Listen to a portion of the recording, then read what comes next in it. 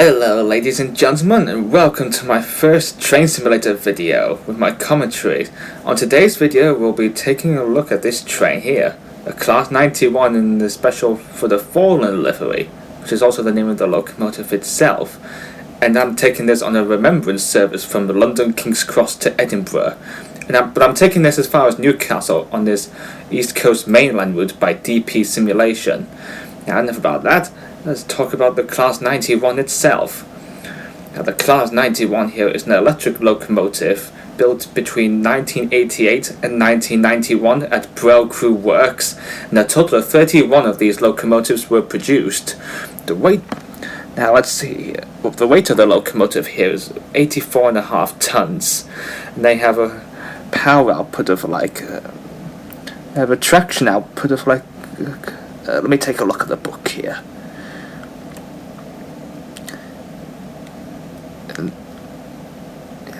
They have a traction output of 6,300 horsepower, which makes it one of the most powerful locomotives in the UK.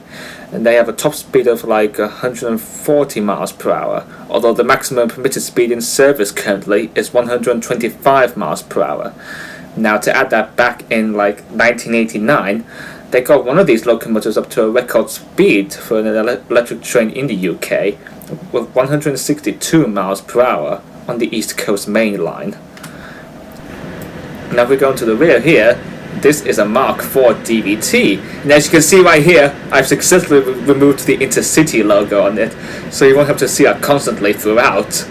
Now what DVT stands for is, well, it actually stands for Driving Van Trailer, and it's basically an unpowered vehicle with a driver's cab. So basically at the front end of this train we have the Class 91 locomotive, and on this rear here we have this DVT. This train operates basically in push-pull formation from London, which basically means that the locomotive is pulling the train from London to Leeds, Newark Northgate, York, Newcastle, Edinburgh, Glasgow, or wherever the train is going. Now on the way back into London, the driver drives from this unpowered DVT here, with the locomotive pushing the train back into London. Now let's hop into the cab of the 91 here. The first thing that I need to do right here is adjust the reversing handle and reset the AWS self-test sequence. However, after that I am going to put the reversing handle back into the neutral position to turn the fan off temporarily because it is quite noisy. So let me show you what I mean. You can hear the fans kicking in, and as you can hear they're really very loud on this locomotive, like what you see in real life. Now I'm going to put the reversing handle back to the neutral position already. Now as you can see right here, there's a throttle here which operates in the smooth formation instead of notches. And that's the AWS reset button here. And that's the two-tone horn right here. And here's the speedometer measured in miles per hour. And now here's the speed set. Well, the speed set actually, it basically acts as like a cruise control in your car. So what that does is it keeps you at the speed you're traveling at, but you can't really move the speed set until you're moving the train. And there's a brake gauge, but it's the top gauge that we're interested in here. And there's a parking brake over here, which I'm not going to have time to fiddle with. And there's the instrument lights here, you can turn on or off. Although I would recommend turning them on at night when there's less visibility. Okay, now I'm going to show you some couple of more external shots of the train before we head on down to Newcastle. I shall say up.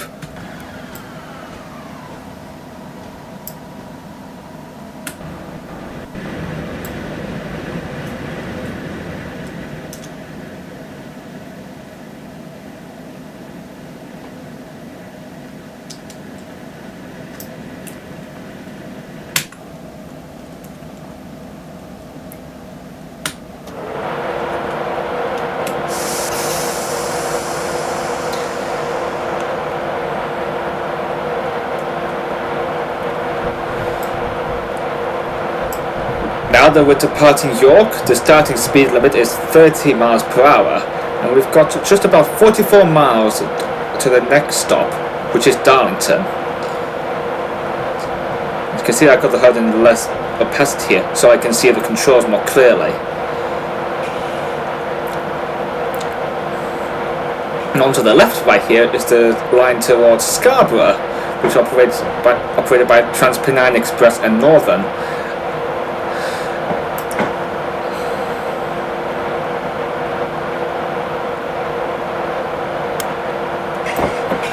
And on to the left right here, as you can see here, is actually the National Railway Museum, one of the top attractions around York.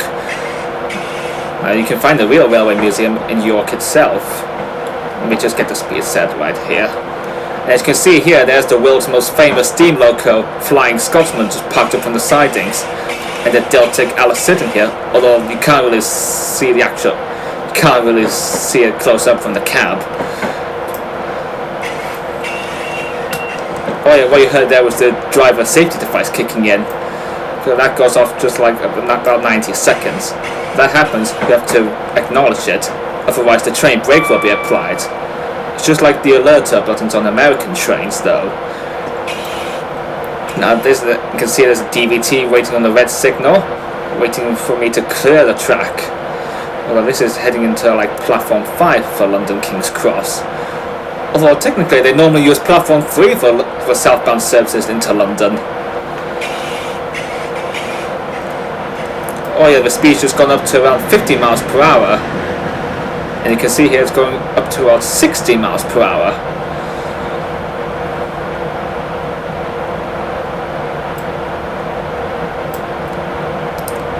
As you know, the Cloud 91 here and the train itself comes from the BH Reskins page that you can find on Facebook. And as you look here for the Fallen reskin, I've got that from BH Reskins also. Doesn't that livery look nice on this electric loco? Oh yeah, now the speed's gone up to 60 miles per hour, and soon it'll go up to 125 miles per hour.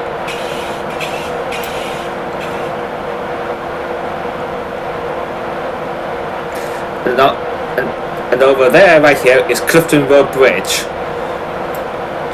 And on to my left, right here, you can't really see it, is Poppleton Road Primary School, which is around where the where the old York Carriage Works is. Well, it's now converted into a depot for Network Rail. And if I'm right, Poppleton Road School is built in the same way as Haxby Road Primary School, which is the primary school I went to.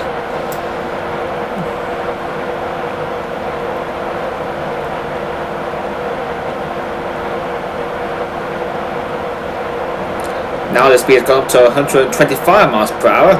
We can put it right up here. Now as you can see, I put it up to 130 miles per hour. Because, well, the thing about this speed set is it's entirely inaccurate. Which means you have to put the speed more higher than the speed you intend to travel at otherwise.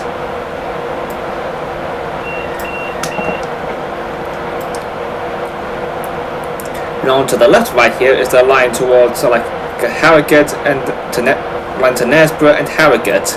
We carry straight on up north to the East Coast Main Line up here.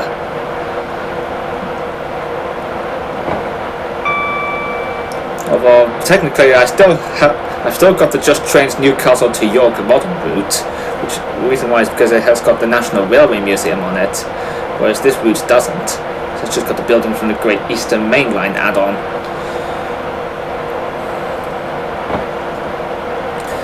And over there straight on is like probably Clifton Bridge, which goes up down to Clifton Moor to my right over there, and then also to the roundabout towards Clifton Moor, and also to the roundabouts like Skelton and Harrogate. And I remember standing on that bridge back in 2010, where it was a hot day in June 2010.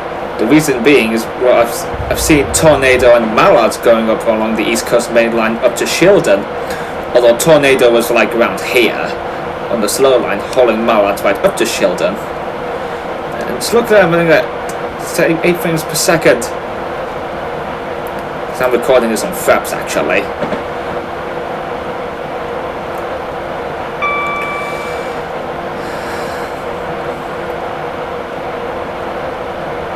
You'll notice here that the train shakes around on this route, because, well, if you travel on this route the way it shakes the train about, I don't think the train will stay on the track, let alone bounce around, if it wasn't this condition. by the way, this is the scenario that I've custom created, which I remember on PTG Rails videos on YouTube, on his route learning videos.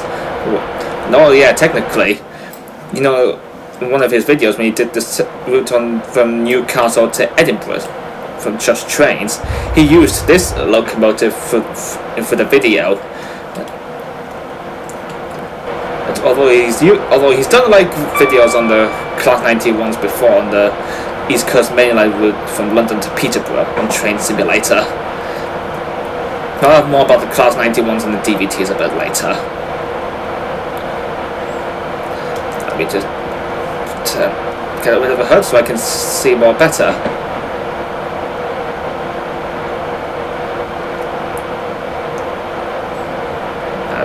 I'll have a look around the cab right here. Although I'm not going to fiddle around with the controls.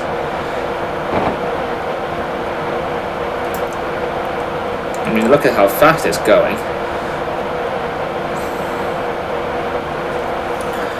And oh yeah, the Class 91s also operate at speeds at 110 miles per hour, only on blunt end first. I remember back when they were operated by GNER, from seeing one of them coming in at York Station, blunt end first. That's going to bring people back. That's going to bring memories back to amongst people at my age.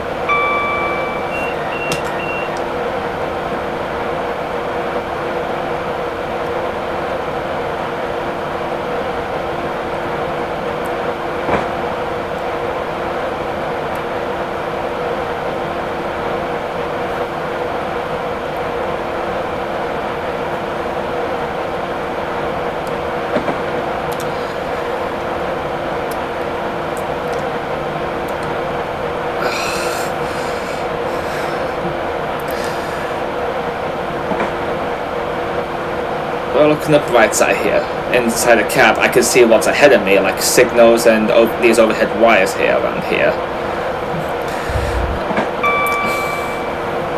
And I have to say that Class 91 is indeed one of my favourite trains overall, let alone being at the Intercity 225 set. Oh, whistle board! My opportunity here. Although technically I would do that on steam trains when I'm doing rail tours along this route. As well as other mainline routes like the West Coast mainline or the Shep route.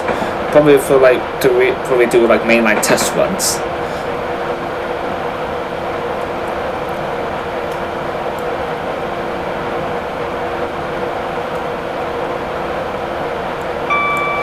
Anyway, as I was saying, it is indeed one of my favourite locos overall, the Class 91s, and so are the HSTs. I do enjoy seeing them. Although I remember travelling on one of them first with GNER down to London and back. Although when I got back to York from London, we went back on an HST from Finsbury Park because King's Cross was shut off for like redevelopment, I think. And the next time I've been on one of them was like the last time, we were around in the last days with GNER before National Express took over the East Coast franchise. And then I've been on one of them also with National Express East Coast down to London and back. Oh yeah, I remember when I got back to York from London around that time in late May 2008, I've seen preserved A4 Pacific St Nigel Gresley parked on the sidings near platform 11 because it was due to haul its first mainline journey down to London. And the first time I've seen that was up at Pickering Station, when it came in, and as soon as I heard its chime whistle, it became like the third A4 I've seen. Anyway, I really do enjoy travelling behind them. I mean. And yet I've been on one of them with East Coast trains before, on the journey down on the day to London. Well, I've not been on one of them with Virgin trains East Coast yet. Although I really still think it'll be a sad day when they leave the East Coast main line, because they and the other HSTs are going to be replaced in the Intercity Express program. It's because of the new trains that are in order. But in the meantime, let's just kick back and enjoy this Remembrance service. Let's just... No, yeah, you see the Class 91 in this livery is basically to commemorate the memory of these soldiers who died during the First World War. This was painted during the time when East Coast Trains was about.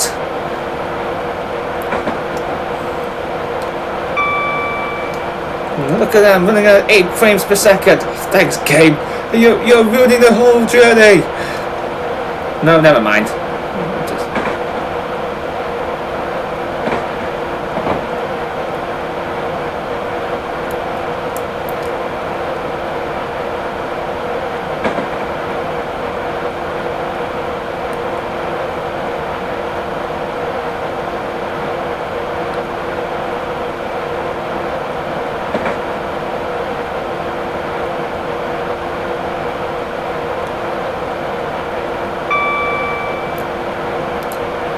Oh yeah, what you heard just there was the AWS sound. What I was trying to say was, when it makes that sound, it means you're clear to go. Although when you reach like a yellow signal, whenever it's solid or flashing, it signals out like the buzzer sound, like what you heard earlier when I was setting this up.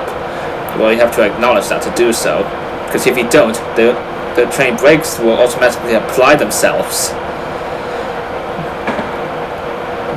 So I would recommend using the brakes when you come across the yellow signal. Although in real life, they do tend to help you when you're approaching the stations you're supposed to stop at.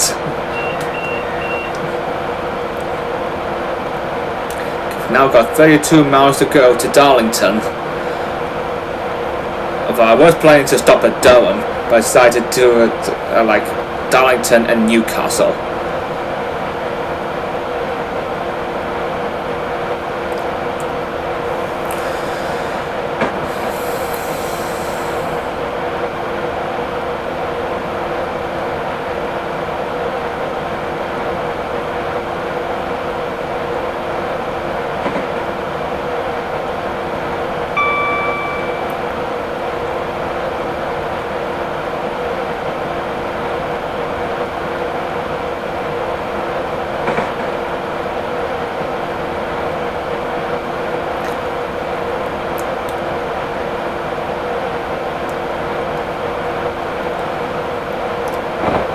In case if you're wondering, this is my first ever train simulator video with my commentaries going on in the video.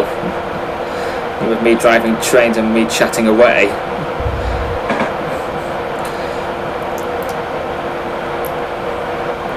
In the meantime, I've got to concentrate on what's ahead of me.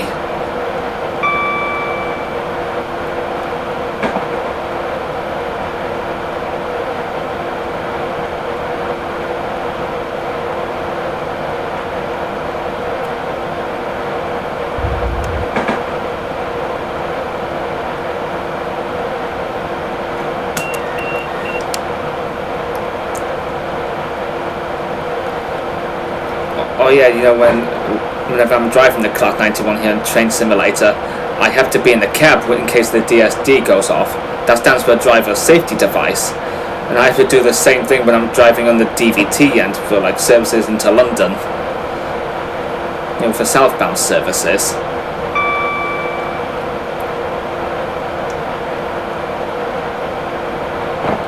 Yeah, running at 9 and 10 frames a second. Because I think I've got so much AI going on in this scenario, which you'll see along the way.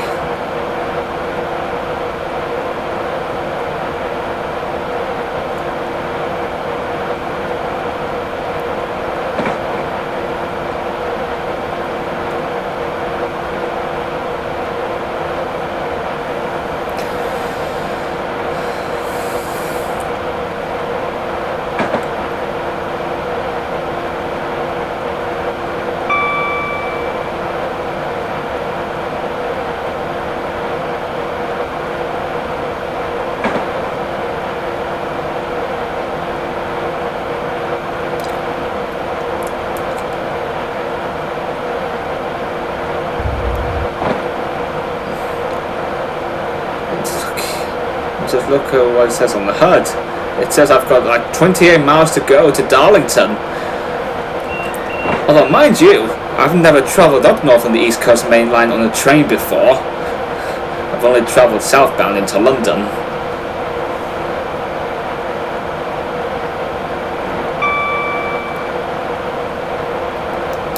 Anyway, about the Class 91 basically. Well, it's basically like what I've described as a push-pull electric locomotive. And what you saw on the rear earlier was a DVT. The DVT is basically like a cab layout to the Class 91 cab. And the whole thing is fitted with a time-deficient multiplex, which enables it to work with multiple locos, and it's also intended for push-pull services also. And sometimes if whether a DVT fails, a Class 91 from the front end can hold the DVT to its destination, and also a spare loco such as a Class 67, and also a 66, depending on what's available, I think. Now, before the DVTs and Mark IV coaching stock was built, a rake of Mark IIIs were used, and some Class 43 power cars were converted into DVTs, and they were fitted with time-deficient multiplex, and they had the buffers fitted. And after the Mark IV coaching stock and DVTs were delivered, the Class 43s were transferred back into normal service days, and they had their time-deficient multiplex removed. And after that, they were transferred to like Virgin Cross Country upon privatisation. And they did operate a number of them until they were stored and replaced by Voyagers. And in 2007, they were completely overhauled and refurbished, and that's currently seen operated by Grand Central, which operates from London to Sunderland. And they still had their buffers fitted. Although within a year or so, Grand Central is intended to replace them with their Class 180 trains. Although I'm not sure if they're going to store them or transfer them to like Cross Country or Network Rail, but only time will tell.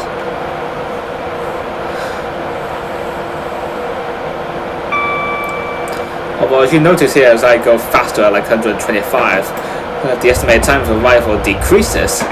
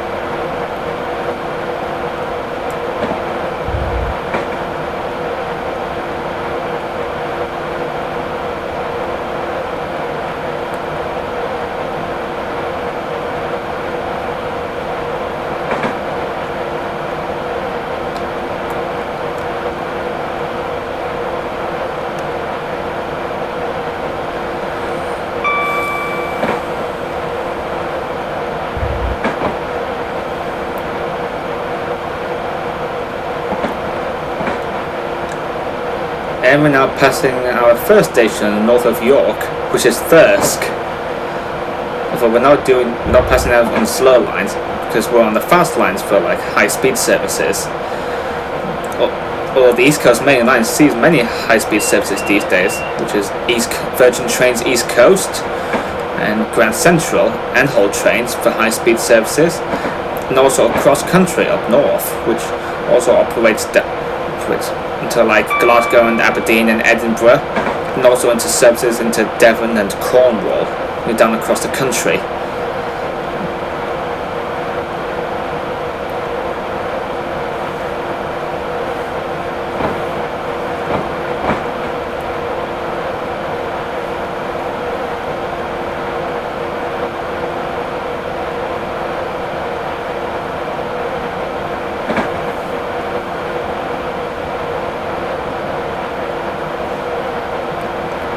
Another whistle board here.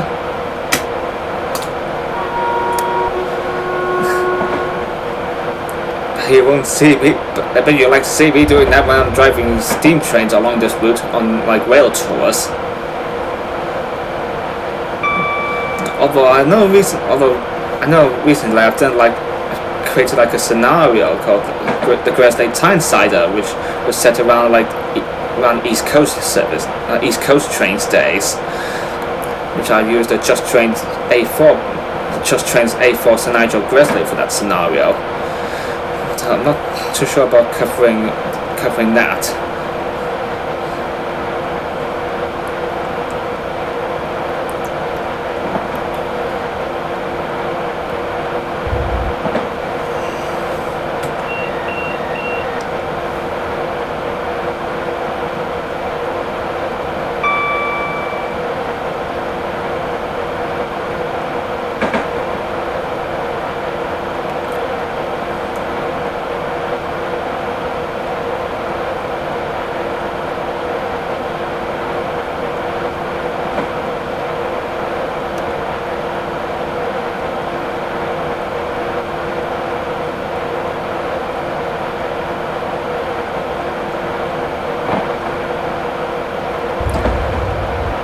And as you can see here, we've got like 19 miles to go to Darlington.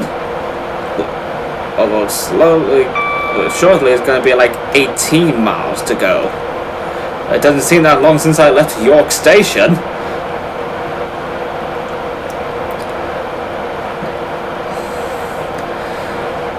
Now, I know in steam days, the East Coast Main Line has seen iconic famous trains like Flying Scotsman and Mallard. Although technically you still remember the Great Gathering in 2013, when all 6 of them were brought together with the 75th anniversary of Mallard's world record.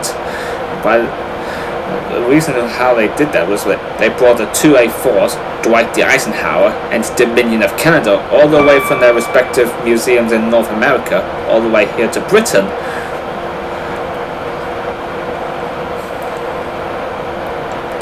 Well, I remember seeing all of them together inside the NRM's Great Hall. It was an awesome sight. Well, technically we have 4 A4s in this country, and they have worked on the main line since being withdrawn.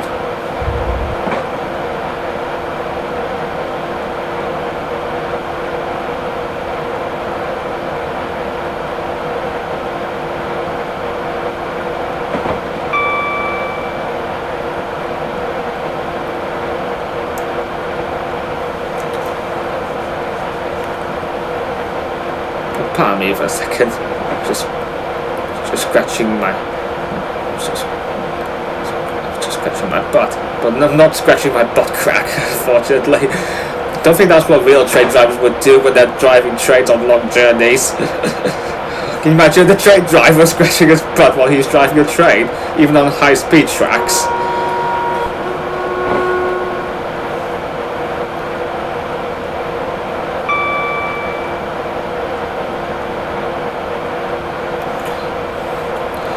I still need to concentrate on what's ahead of me. It's just like driving a car, except trains only travel in a straight line, as you can see right here according to the track.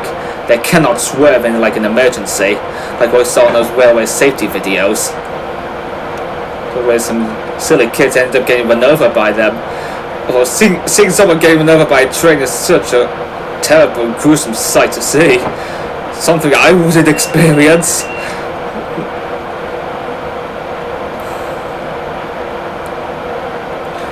Now I've got 15 miles to go.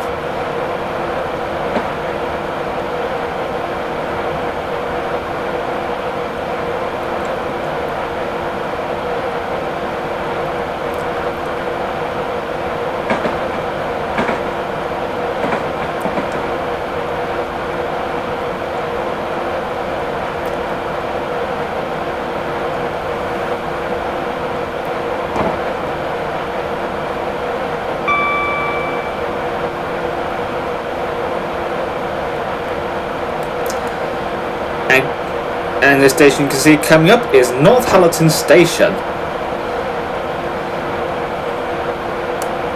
I believe this is where some Virgin Trains East Coast services sometimes tend to stop at. I'm not sure how often they do that.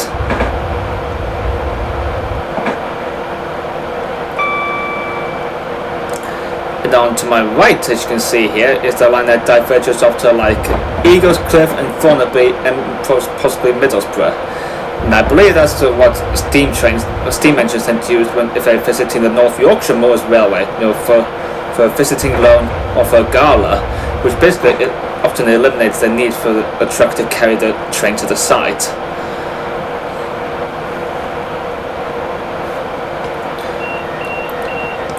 Well, you can't imagine a Class 91s on the North Yorkshire Moors Railway. I mean, it's a heritage line, not an electrified high-speed line, like the East Coast Main Line here, as well as the West Coast region.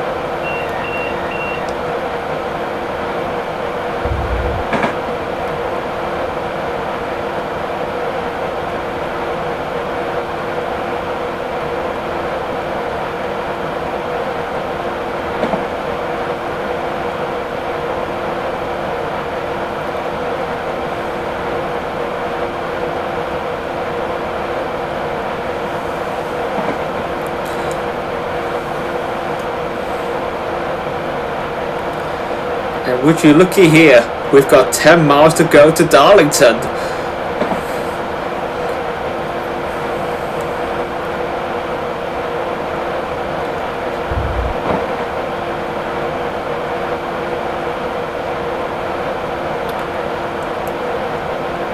Okay, you know something, I really do like travelling on trains. But, like I already mentioned, I've never been up on the East Coast Main Line on a train before. Although we've been on some other trains, like, for example, we've been on the northern trains to like Blackburn and Harrogate and all that, and also into Leeds.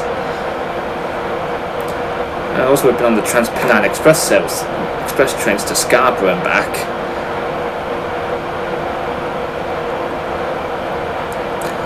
Because you do have to pardon the bushes floating in mid-air. It's probably due to the setting of the route. And probably how I've set it up, unfortunately.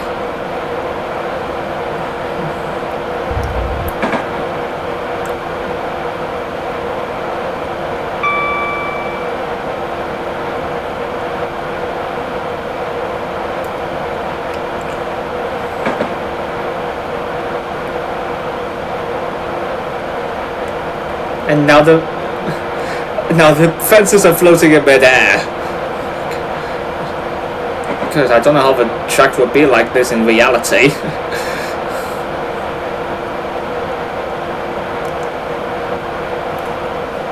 Anyway, that's something that I can't do anything about at the moment.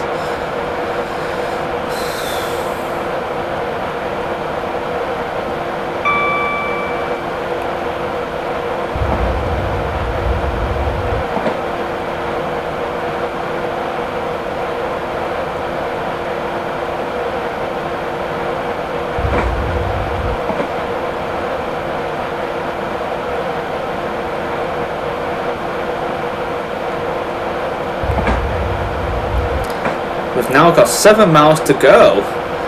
My gosh, it really doesn't seem that long since I left York.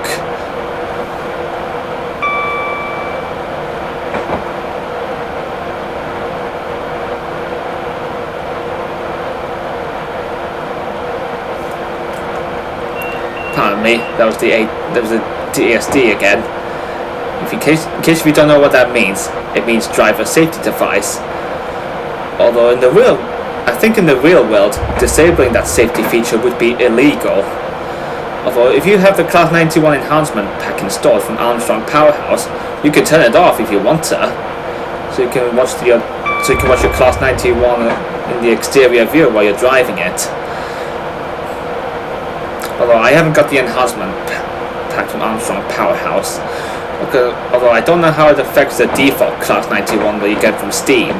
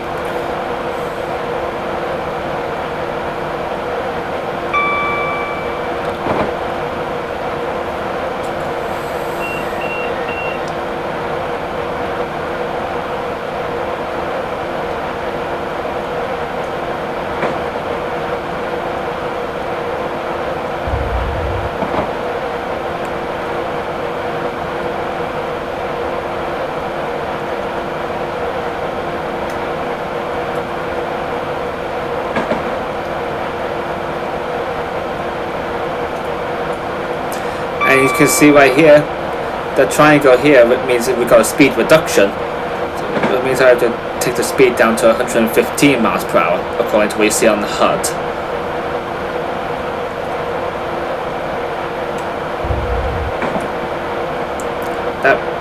This way I won't have to use the brakes, so that enables me to slow down just in time for the speed limit.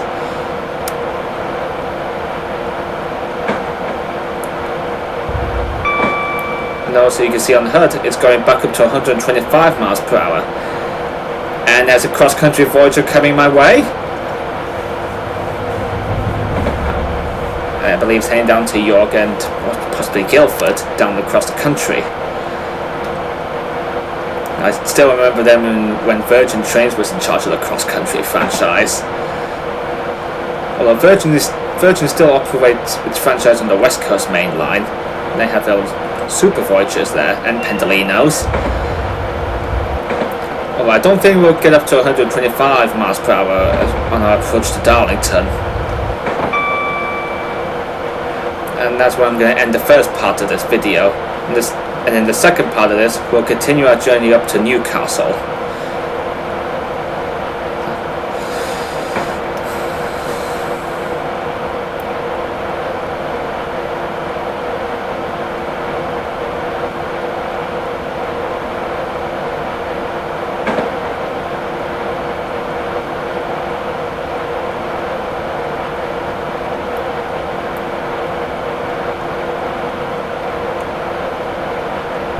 Oh, you can see that flashing double yellow up ahead. Just wait for it. Yeah, in case of the AWS goes off, we have to acknowledge that when you're approaching a yellow signal, whether it's flashing or solid. And in case of that, I have to put the brakes in, whether it's step 2 or 3 or 4. Although step 3 is highly recommended, I think. Oh yeah, about the brakes here. There's like 6 actual steps of braking, including the 7th one, which is the emergency. So it's best to avoid the emergency. You know, the emergency brake.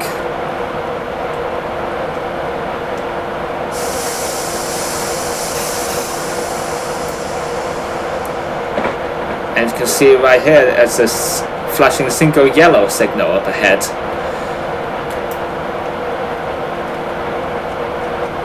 Again, we have to brake, assuming that the signal up ahead is displaying a red aspect.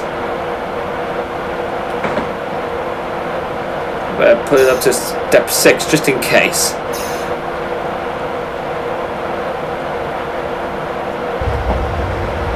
Well, I think I've done it slightly too early. Oh, you noticed that the train bounced a little bit. Although if it did that in real life, it will not be able to stay on the track. I think it's displaying a single yellow. That means I'm clear to arrive into platform 4 at Darlington.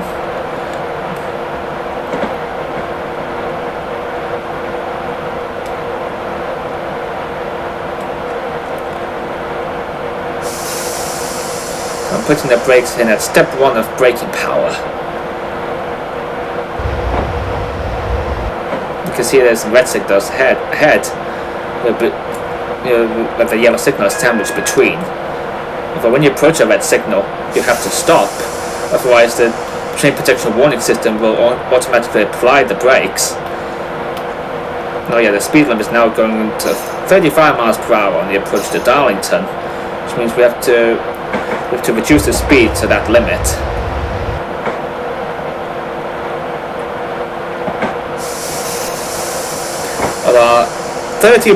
30 miles per hour on approach to stations is highly recommended. Well, I wouldn't recommend approaching the station at like 90 miles per hour.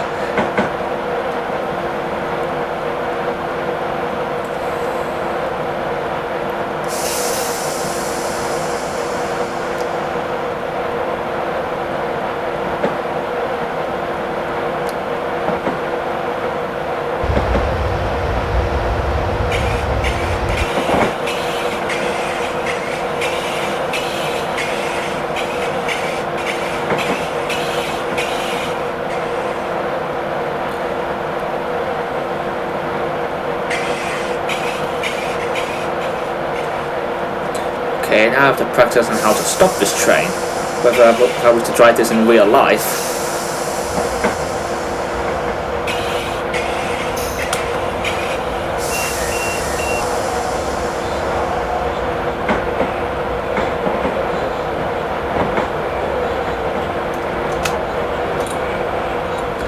Now, these people here seem to ignore my warnings when I'm coming in.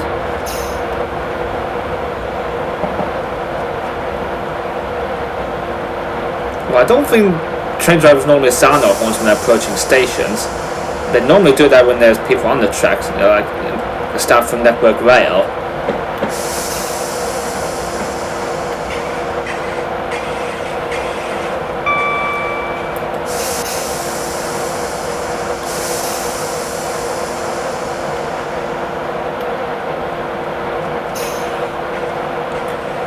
Here we are at Darlington Station. And that's where the first part of this video will end. Unfortunately.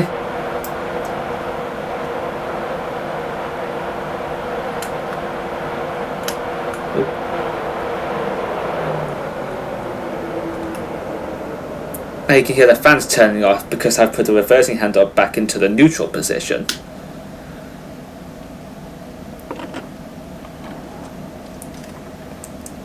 I'll let the passenger pick up the passengers for their journey up to Edinburgh. And after the passengers are loaded on board, I'm going to have to cut off here. And I'll see you in part 2 as we continue our journey up to Newcastle. In the meantime, admire the locomotive in its gorgeous for the fallen livery.